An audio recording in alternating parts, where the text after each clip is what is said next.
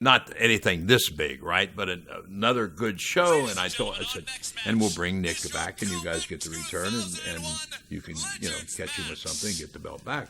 But I thought, yeah, let's do something people weren't expecting. Special guest referee. He is one of the greats in this business. Please welcome special referee Ricky the Dragon Steamboat. Special referee for this contest, a man who's been in just as many world title bouts as probably anybody on the scene at this present time. Ricky the Dragon Steamboat. How about that hop over the top rope? He still got it even here. Yes, he does. At this point, Steamer had been out of the ring about 7 years or so with a serious back injury, but always came around to help out Brian Pillman Memorial Events, and you could see the respect and adulation from many of these fans. And let's go back to DeAngelis for some more respect. Coming to the ring at this time, managed by James E. Cornette. He is one half of the Midnight Express. He is a former NWA World Tag Team Champion, weighing in at 226 pounds from Huntsville, Alabama. He is beautiful Bobby Eaton. Well, Les, when you go from Loverboy Dennis to Sweet Stan to Arn Anderson to Steve Regal, and probably a couple more in between. Oh, Corny's going to cut me off. Hold on. You gotta be the crummiest looking bunch of people I've ever seen in my life. I think it is a load of crap, and we are both insulted for a man the caliber of Bobby Eaton and a man with the stature in the wrestling community of Jim Cornette to be put in a Legends match. Because do you realize that Bobby Eaton is only 29 years old and I just turned 27 last month?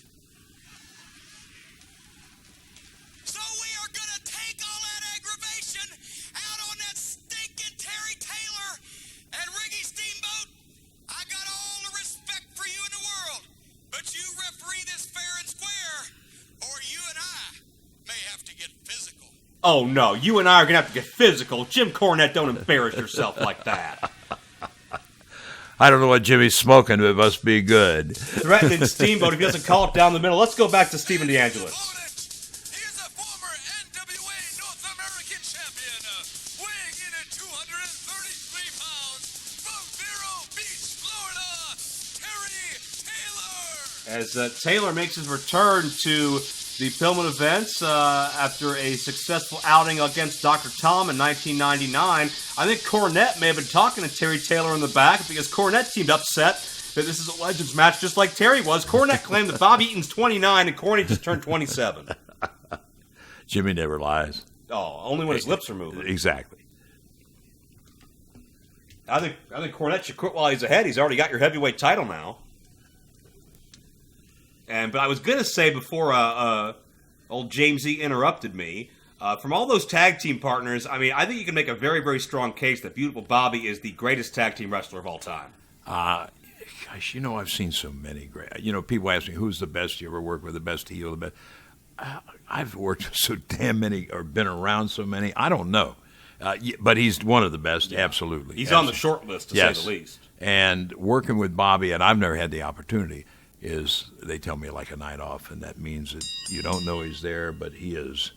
And, he had Ken Lucas, who damn sure was one of the best workers ever, singles, tags, whatever. Ricky Morton and Bobby Eaton both have that in common, that as young guys trying to get their feet wet, they both had the opportunity to tag with Kenny. And knowing Kenny, there were times he was in their face in that dressing room, right? You did it, but they both became better because of it. They did. And Terry Taylor, we talked about the fact he was hanging out at 98 as a representative of the WCW office. And right. The time he came back in 99, he was part of the WWF commentary staff and an announcer and working backstage as well. Even though he missed 2000, by that point he was back in the WCW office. And now back in 2001, there is no WCW, so Terry's between jobs. And he was about to have a stint in WWE and also TNA in the office. And, of course, now he's at the Performance Center as a trainer. Yeah. Every time we see Terry, his job changes. In fact, I had the opportunity to work with him down there. He and I know each other. Talking about green as grass, he came right here in Knoxville It was 80, I believe. Just getting his feet wet in the business then. And think about all the people that Terry's had a chance to learn from, both in ring and in the front office. Not just Les Thatcher, but let's factor Dustin Rhodes and Bill Watts. But we spent some time in the ring here at the Coliseum on Friday afternoons. Him and a kid named Don Diamond, I forget, it was 2 or 3 of the younger guys that I've worked with. And I remember the first time he locked up, and I thought he was going to knock me out of the ring. I said, "Has anybody mentioned to you? Did you know this was a work?" I'm not sure. How did Steamboat feel about serving as referee? Was he up for it? Oh, sure. Ricky is, he and Harley and I did camps together. Ricky and I were the first trainers that Harley had his week-long NOAA tryouts. And we have, it's out of print now, but if you can find it on Amazon, Professional Wrestlers Workout and Instructional Guide by Harley Race, Ricky Steamboat, Les Thatcher, forward by Jim Ross, and the editing and a lot of the copy was done by Alex Marvez. Cast of thousands. Right? Yeah. You had a big contingent there, and our first disagreement between Bobby Eaton and Steamboat, and Bobby Eaton was bowing up the steamer behind his back. That may not be a wise move, Les. What do you think? It may not be. Sometimes, beautiful Bobby, he's so quiet and unassuming. I feel like Corny gets him riled up and gets him into some of these predicaments. Bobby is kind of laid back. You're right. You don't want to get them sparks flying out of Steamboat's eyes, because when you do, you're going to hurt. But Bobby's one of those guys. He was always a smooth wrestler, one of the best, a natural at this. Didn't necessarily have the gift of gab, but Cornette complimented him so well, and they made so much money together, and it was almost like they were tailor-made for each other. Yeah. No pun intended, tailor-made. Well, Jimmy enhanced any team. That's a fact. And I will say this, and I'm sure a lot of the Cornette haters are going to hear it. I don't care. No, he is still one of the most fertile minds for this business that is above ground at this point in time, as you and I do this in 2020. Bobby Eaton pushing Ricky Steamboat. That allows Terry Taylor to rebound, and Terry Taylor going down with a Fujiwara armbar. Nicely done. Will we get a submission? Nope, get a rope. And Cornette there, just in case. Cornette wouldn't want to ruin his 27th birthday with a loss. Would you like to wager a little money here that Ricky's fist meets Cornette's head before this is all over? You know what? I think I would buy a ticket just for that alone, as Terry Taylor hits the floor. Look who's up. Cornette wants Steamboat to look up at the cheap seats to allow God knows what to happen on the floor as Terry Taylor hits the steel. One thing about Cornette, he's very good at being a distraction. He is. And there you see at ringside, a couple of friends of yours. That's the front row with the neon. Jan and Chris, absolutely. They, like I say, they handled photos of the stars on this show.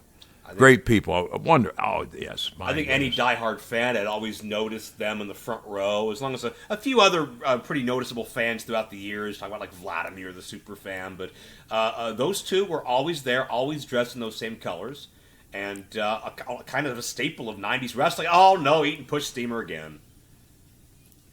Bob Eaton's got a problem here, and just because Steamboat's been out for 7 years doesn't mean he's a pushover. And Steamboat is not taking it lightly. Bobby Eaton, a former 3-time World Tag Team Champion with 3 partners, 3-time U.S. Tag Team Champion, former... No. I love to see Steamer fire up. I do.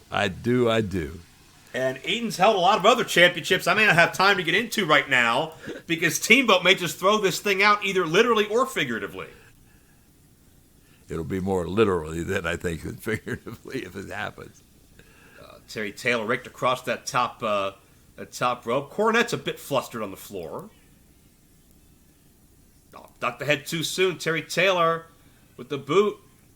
Suplex connects. Terry Taylor won that Legends match 2 years ago against Dr. Tom Pritchard. We'll see if Terry can go 2-0 at the Pillman events. Missy's not there to interfere, though, this time. Yeah, Missy has other business interests we'll find out later. Yes, she does. But I was just thinking, if you had her on the other side of the ring and Corny on that side, you could get...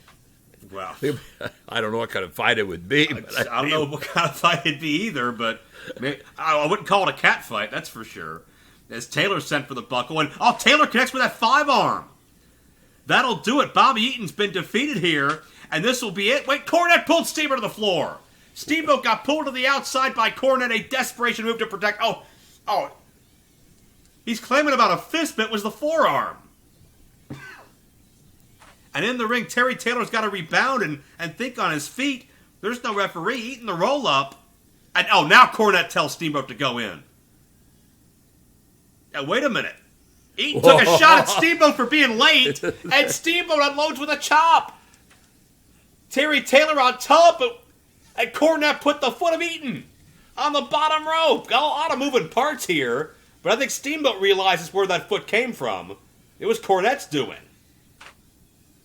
Eaton the neck breaker, nicely done. Poor Steamboat having to control all this. No, Cornette, don't you dare do that. Jim Cornette took a shot at Ricky Steamboat. Good grief, he's got a death wish. The tennis racket.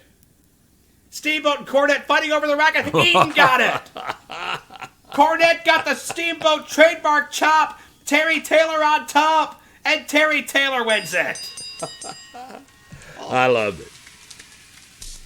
Ricky Steamboat holding court and laying down the law. May I say that is classic old school. It is. I mean, and done properly by four guys that understand the word timing. Yeah. Jim Cornette dug deep into his bag of dirty tricks, but you knew that Cornette had some nefarious plans, and that's why you had Ricky Steamboat watching everybody's back. That was great thinking on your part, Les Thatcher. Wait a minute. Let's see if Corny's steering clear of this. Well, if Cornette wants to make it to his 28th birthday, he better quit while he's ahead. Ricky got him he's going to learn tennis now. Well, maybe we can auction that one off later. Yeah, there you go. And Cornette's having words with beautiful Bobby.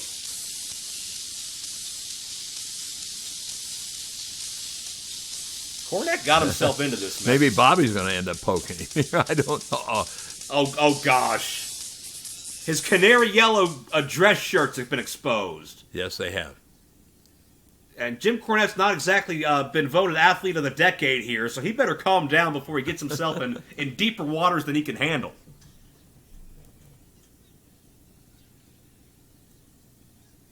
Oh no. We are seeing the destruction of the Midnight Express right before our eyes. Oh, some fans have been waiting to see this for 15 years. Bobby Eaton's finally going to deck Cornette. I'm sorry, I didn't mean it. It was a misunderstanding. Not that the people are chanting for that or anything. Oh, gosh.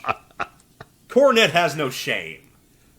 As JR would say, Jim Cornette, you are a stain on the underwear of life. He's about to scoop him and slam him, and Corny backed out of it. Well, the crowd's telling Bobby Eaton to do it. How long you figure they can milk him? Cornette is literally begging for his life. And there's an apology. Kiss the boo-boo and make it better for that slap. There you go. All's well in Camp Cornette. As Jim Cornette and Bob Eaton turns his back, Cornette bows up again. See that?